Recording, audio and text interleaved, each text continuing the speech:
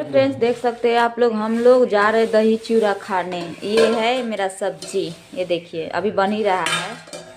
ये है आलू मटर का सब्जी और ये रहा, आपको रुक जाइए, ये रहा मेरा बैगन का सब्जी, बैगन का झमरुआ हम लोग बोलते हैं, खाली बैगन का ही है।